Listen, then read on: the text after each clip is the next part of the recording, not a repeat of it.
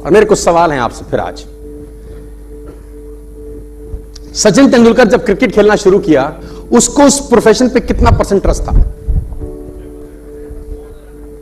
Sir, कितना % विश्वास था उसको कि उसका भविष्य क्रिकेट में है? हेलो, 100% से भी ऊपर। साइना नेहवाल जब बैडमिंटन खेलना शुरू की, उसको कितना % ट्रस्ट था अपने प्रोफेशन पे? जाकिर हुसैन तबला बजाना शुरू किए, कितना % विश्वास था अपने प्रोफेशन पे? हां सर, मैं जानना चाहता हूं। मैरी कॉम जब मुक्केबाजी चालू करी, नॉर्थ ईस्ट की एक लड़की, कोई संसाधन नहीं, उसको कितना % विश्वास था कि मेरा भविष्य मुक्केबाजी में? मैं आपसे पूछना चाहता हूं। 100%। क्या किसी को भी 99% भरोसा था क्या? हां सर। आप सोचो, जाकिर हुसैन 2 साल तबला बजाने के बाद बोलता वायलिन बजाते हैं, सेटिंग ठीक नहीं हो रही। सोचो, 2 साल तबला बजाने के बाद बोलता वायलिन बजाते हैं। साइना नेहवाल बोलती 2 साल के बाद बैडमिंटन खेलने के बाद, चलो मुक्केबाजी करते हैं, मजा नहीं आ रहा। सोचो क्या होता। मैं पूछना चाहता हूं आपसे,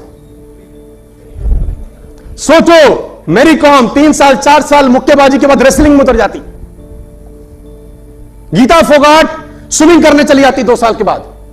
मैं आपसे पूछ रहा हूं कि अमिताभ बच्चन 3 साल के बाद एक्टिंग ना करके सिंगर बन जाता, हॉकी खेल रहा होता।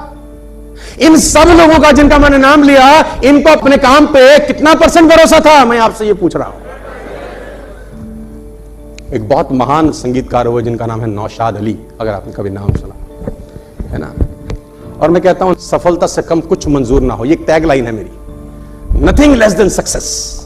सफलता से कम कुछ मंजूर ना हो। फिल्म बन रही थी जिसका नाम था मुगल आजम। आपने नाम सुना है फिल्म का? Have you heard the name? Mughal Azam. आएगा आने वाला, सॉरी, कौन सा गाना सबसे मशहूर था उसमें? प्यार किया तो डरना क्या।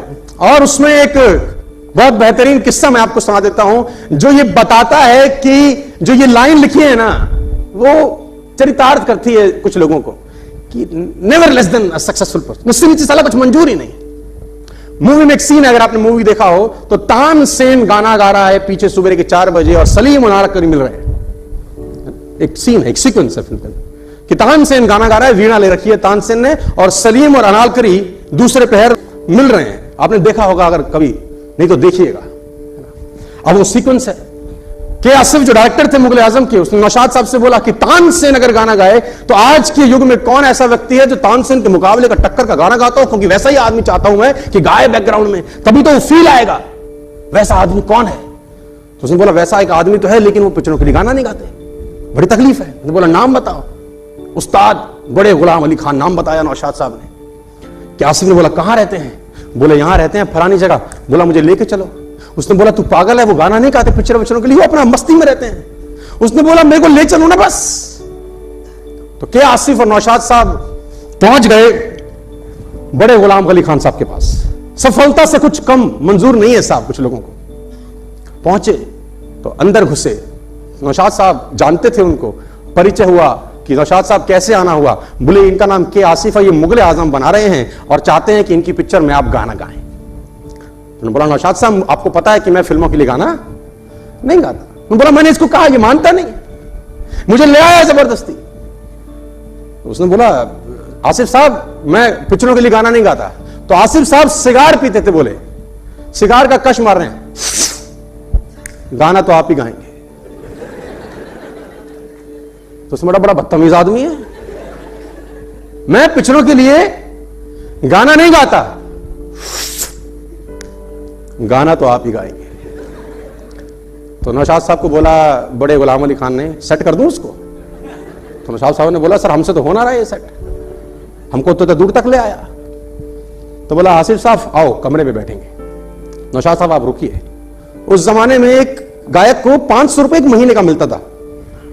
तो क्या आसिफ साहब को गुलाम अली खान ने बोला गाना गा लूंगा, 50,000 रुपए लूंगा एक गाना गाने का, 50,000 रुपए लूंगा एक गाना गाने का। कहते हैं कि आसिफ ने कुर्ता पहन रखा था, जेब में हाथ डाला, 10,000 का बंडल रखा, गाना तो आप ही गाएंगे, ये 10,000 एडवांस, गाना आप ही गाएंगे। 50,000 में फिल्म बन जाती थी इस जमाने में, क्योंकि खोपड़ी में एक बात फिट हो गई थी कि बेस्ट से कॉम्प्रोमाइज नहीं कर सकते यार, हम बेस्ट से कॉम्प्रोमाइज नहीं कर सकते यार। 70 साल के बाद आज हम उस फिल्म के बारे में बात कर रहे हैं। 70 साल के बाद, 16 साल उस पागल आदमी को पिक्चर बनाने में लग गए। 16 साल आपने कल्पना करी, एक आदमी डेडिकेटेड होकर लगा रहा एक ही प्रोजेक्ट के ऊपर। 16 साल, टेक्निक भी नहीं थी, रिसोर्सेज भी नहीं थे, लेकिन एक बात थी, सफलता से कम। और साला जब बनी तो फिर आपको पता है कि क्या हुआ है। और मैं बताना चाहूंगा आपको सर, काम में डूबे हुए लोग हैं। इन्होंने अपने प्रोफेशन से मोहब्बत की है दोस्तों, इन्होंने अपने प्रोफेशन पर शक नहीं किया कभी भी, never ever in their life. और मैं आपको बता दूं कि काम में डूबने का मतलब क्या होता है। मैं पढ़ता था उस आदमी की जीवनी जिसका नाम था नौशाद अली, जिन्होंने म्यूजिक दिया मुगल आजम। तो जीवनी में लिखा था कि नौशाद साहब की ये फिंगर के बीच का जो रास्ता होता है, ये फिंगर के बीच का जो रास्ता होता है और ये फिंगर के बीच का जो रास्ता होता है, ये सारी जगह जली हुई है, ये सारा जला हुआ है। क्यों जला है? सिगार पी रहे हैं और बैठ के सोच रहे हैं, और सिगार जलते जलते जलते जलते जलते जलते उंगली को जला के बुझ गया, लेकिन ध्यान जहां पर लगाया साला ध्यान नहीं हटा वहां से।